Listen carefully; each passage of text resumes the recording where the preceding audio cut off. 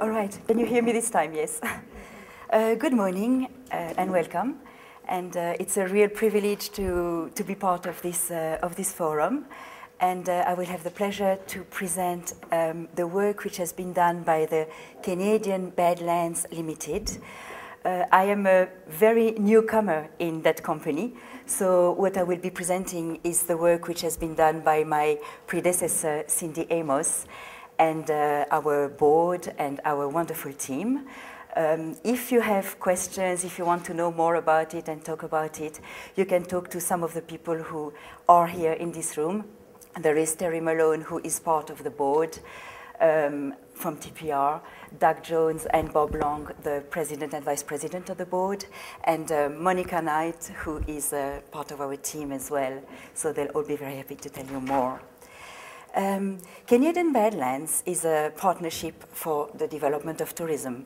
But first I will talk about the region. It's a 90,000 square kilometer region in southeastern Alberta, which goes from Red Deer Stettler in the north down to the US borders, and then the Saskatchewan border in the east, and more or less Highway 2 in the west, but not including Calgary. It's a wonderful area with lots of possibilities for tourism, from wonderful geology, landscapes, dinosaurs, parks, some of which are UN world sites, very rich native cultures, authentic Western experiences, historical sites, some of which are quite unique. This is the Atlas coal mine, art and culture, theater, visual arts are very alive, and all kinds of recreation possibilities as well. Much of this is still in, shall I say, in a raw form. It all exists, it's raw material, but it needs to be developed into products so that tourists will want to come in greater numbers and enjoy all this. And Canadian Badlands Limited has been very much of a grassroots movement, because it was all the vision of Laverne Erickson that you can see on the left. He is a local man. He is based in Rosebud, where he has developed an art school and a theater. And he has this idea that the whole area could be gathered under this name of Canadian Badlands, and that tourism could be a great way to keep rural people in rural areas have a better life, because they can develop more businesses and more employment and keep the youth over there. And then the first implementer was Doug Jones, that you see in the other picture, who went to talk to communities and convince them to be part of this huge partnership. And both of them were recognized at the Alto Awards this year. Laverne became the Tourism Ambassador of the Year, and Doug received, on the behalf of all of Canadian Badlands, Friends of Tourism Alto Award. Our vision is to develop a region that will become a major tourist attraction in Alberta and will complement the role which is played by the Canadian Rockies to attract people in the area. And our mission is very much, through tourism, to enhance the quality of life and to preserve the significant natural and cultural resources that exist over there, to expand opportunities for a vibrant workforce and a vibrant economy, entrepreneurial spirit, and to give visitors the opportunity to discover the very rich heritage that we have, including the First Nation cultures and history. Who are we? Canadian Badlands Limited is a not-for-profit corporation acting as a facilitator for tourism product and business development, capacity building to get a tourism workforce, and to attract investments for tourism in the area as well. As well as a company, we are the largest partnership of its kind in southern Alberta, involving 62 municipal shareholders and also a growing number of tourism operators who are joining us. The way we are funded is we benefit from a grant from the government, and the communities put the money where their mouth is as well, they actually pay a levy. Every resident pays 50 cents, and that's why we call them our shareholders. And with this money, we leverage more money through grants so that projects can be developed in their areas.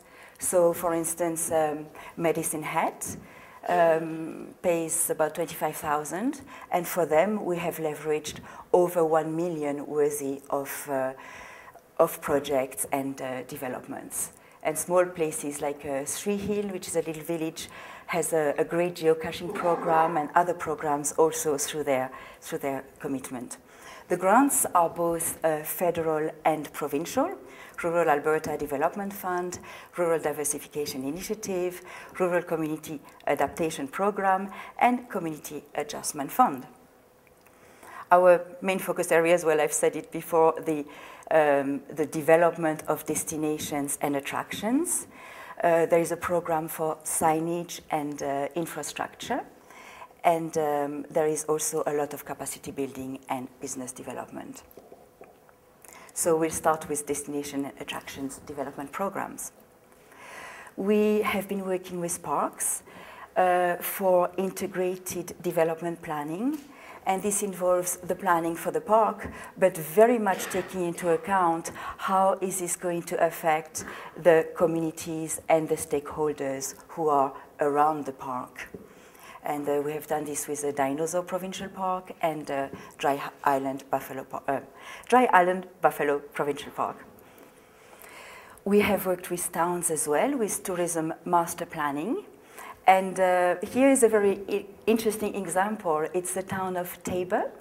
And in the planning, there was something about the revitalization of the town center. And work was done to beautify the street. So the lower row on this picture shows that there are nice sidewalks and trees and everything. And then the private owners of the shops, they decided, oh, now the street is prettier, we need to look prettier. And you can see what their shops looked before on the upper rank, and on the lower row, you see what they have done to it. So there is a multiplier effect as well. We start things, and then it's up to people to want to carry on. It's very much about individual initiative, too. With communities which are smaller than towns, we have a program where a consultant goes around and works with them so that they can assess themselves what their tourism potential is. So they make their own inventory because they know the place, but they go through a certain process, and then they can analyze what they have to offer.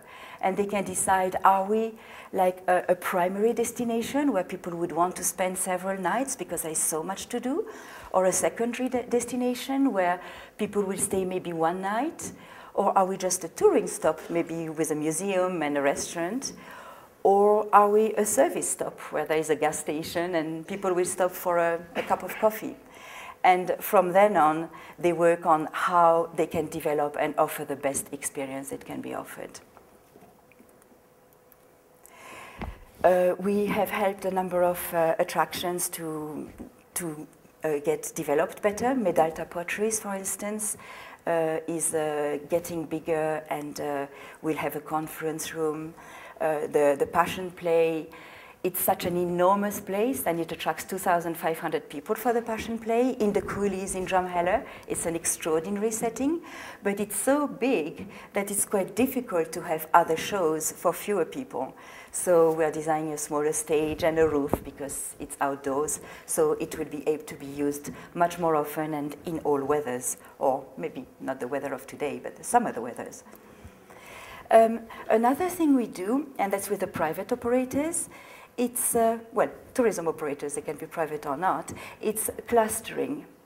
Clustering, it's a theory which was invented by somebody in Australia, I think, Michael Porter. And it's the idea of grouping businesses. It generally is a geographical grouping. It's not always. I mean, Silicon Valley is an example, or the fashion industry in some places in Italy.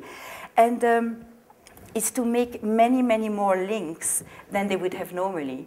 And then competing businesses become collaborating businesses so that they can become stronger and get further together. The advantages are the strengths in number, becoming cooperative and interdependent on each other, and you have big and small businesses, and even the smaller ones then can kind of climb up the ladder and have access to resources that they would not have otherwise, such as cooperative purchasing, branding and marketing, the creation of referral networks, implementing better standards, and of course access to funding, and that's a great thing in Alberta with the TDRs. So they are like groups of 3 or more, and they can have access to their marketing funding and access also to training.